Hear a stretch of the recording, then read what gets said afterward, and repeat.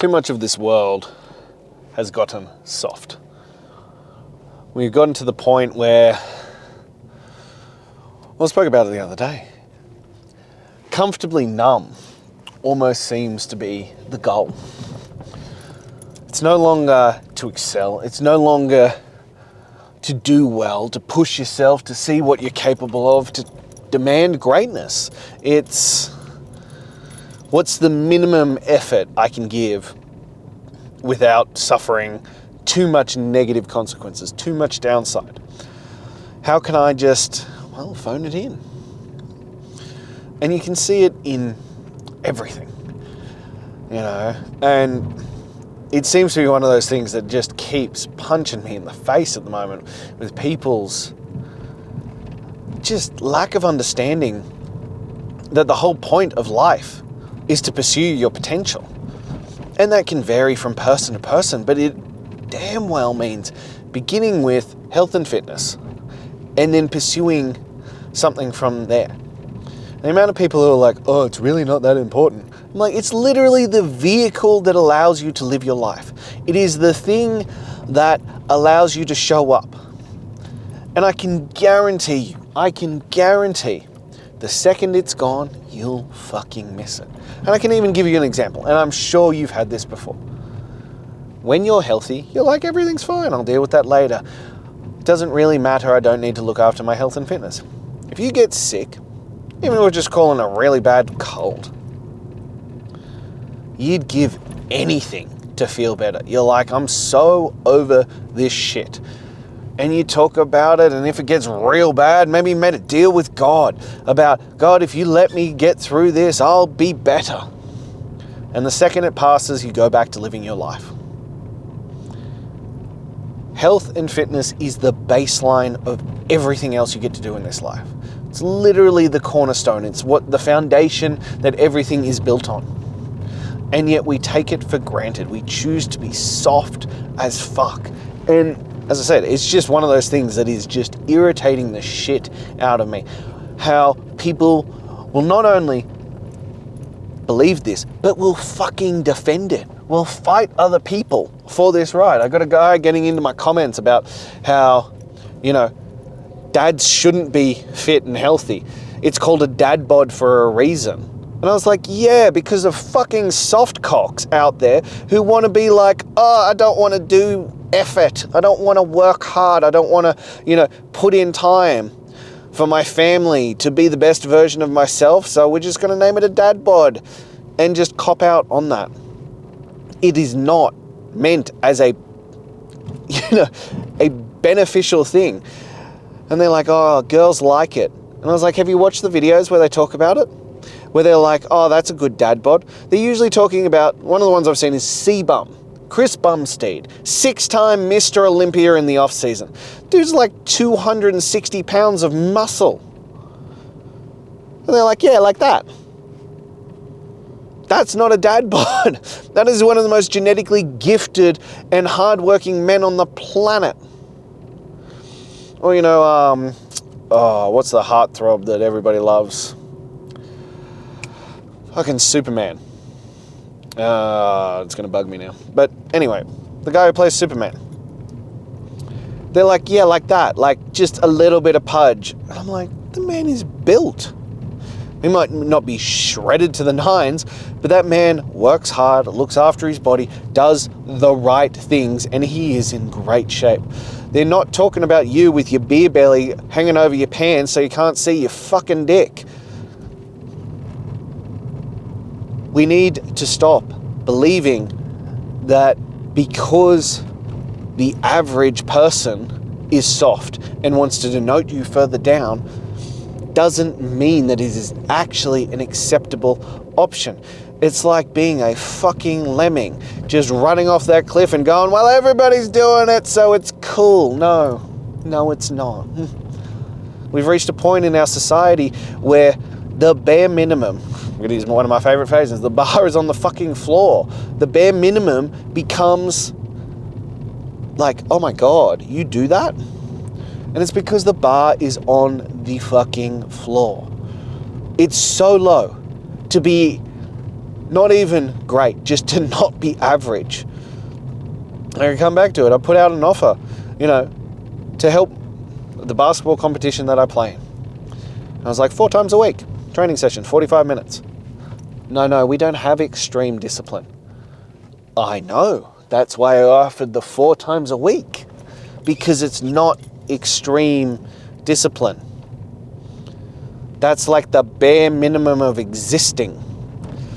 But we want to continually lower the standards instead of raising our standards to rise up and to excel and to push forward and to see what is capable. We want to lower the standard so that we can fit it.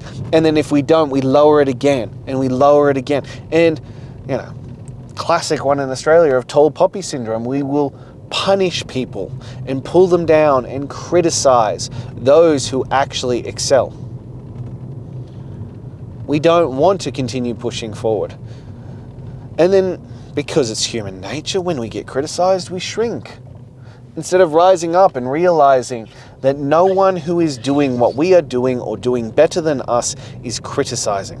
No one who is above you in any endeavor is going to look down and go, you fucking pathetic excuse. No, they're going to lift you up and they're going to raise you up and celebrate your effort. Celebrate you doing and encourage you to do more.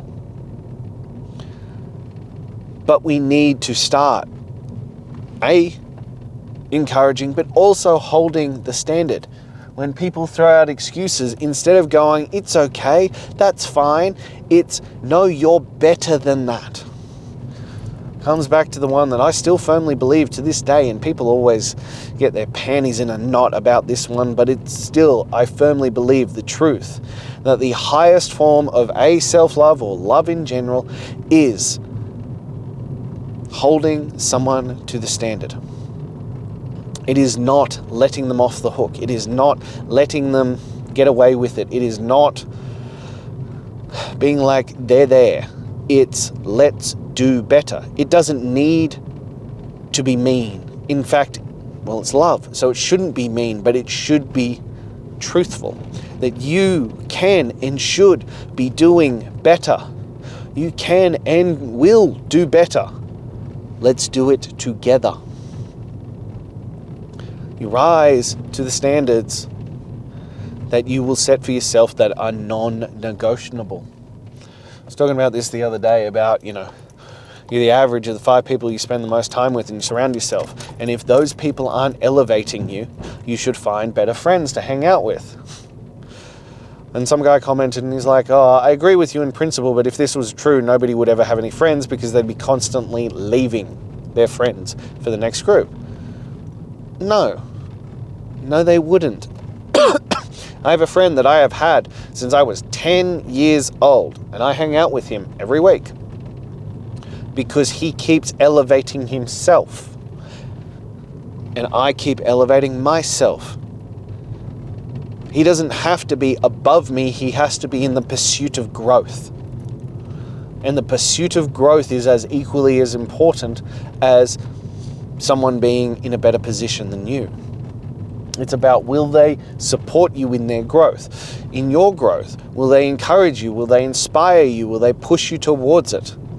And their growth can be in different areas. Obviously, mine is in health and fitness.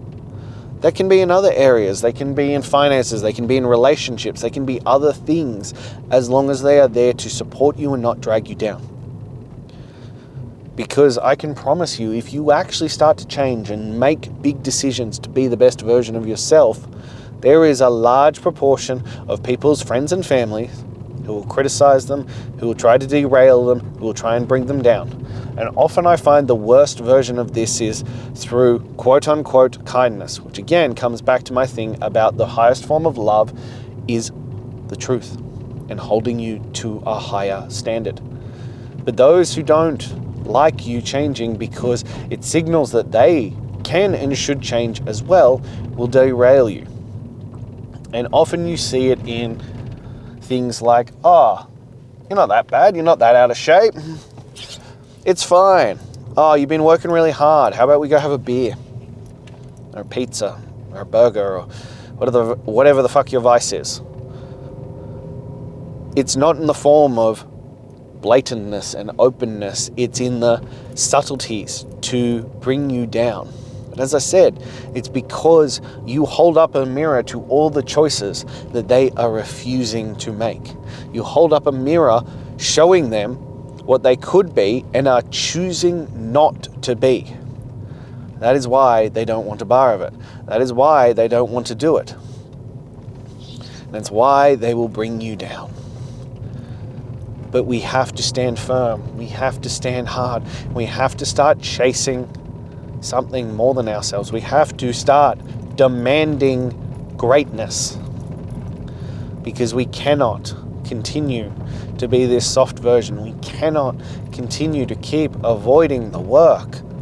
We have to start stepping up and doing what is necessary. And just because those around you aren't willing to do it doesn't mean that you should avoid it too.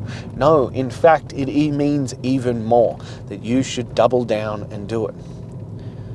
Not just for you, but for your wife and children, for those who love and adore you, for those who believe in you, and maybe those who are criticizing you, so that you can be the example of what can be done if you're willing to put in the work, if you're willing to sacrifice the things that do not serve you for those that will change your life.